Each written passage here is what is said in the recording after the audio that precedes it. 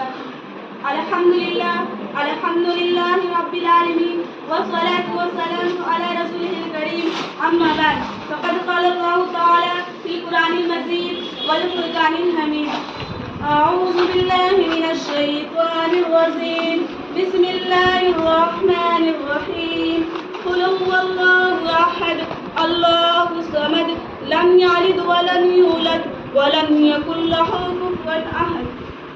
میں نے ابھی آپ کے سامنے ایک پوری سورت تلاوت کر دی ہے. اس کا ترجمہ یہ ہے کہ اے نبی کہہ دو کہ اللہ ایک ہے، اللہ بے نیاز ہے، وہ نہ کسی کا باپ ہے اور نہ کسی کا بیٹا، کوئی اس کا ہمسر نہیں.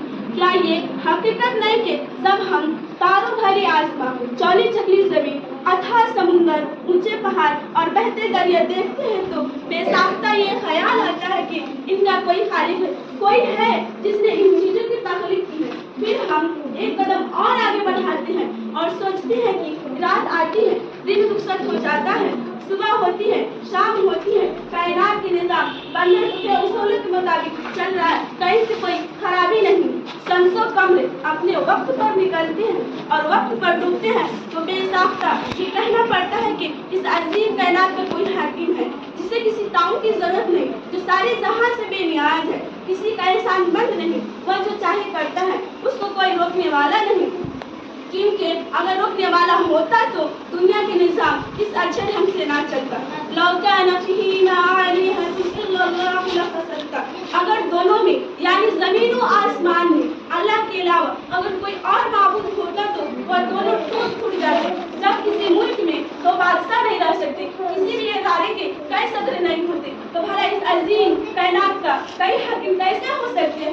محترم دوستو، جب یہ ہماری باوقار مجلس اپنے کئی صدر چن لے تو کیا یہ مجلس چل سکتی ہے؟ کیا لوگ ہمیں بیوقوف نہ کہیں گے؟ تعصب ہے ان لوگوں پر جو کئی جہاں کے کئی صدر مانتے ہیں. کوئی باپ، بیٹا اور روح القدس کا نظریہ تراشتے ہوئے اور کوئی ہزاروں دیوی دیوتاؤں کا پرمیشور کا سازی بناتا ہے.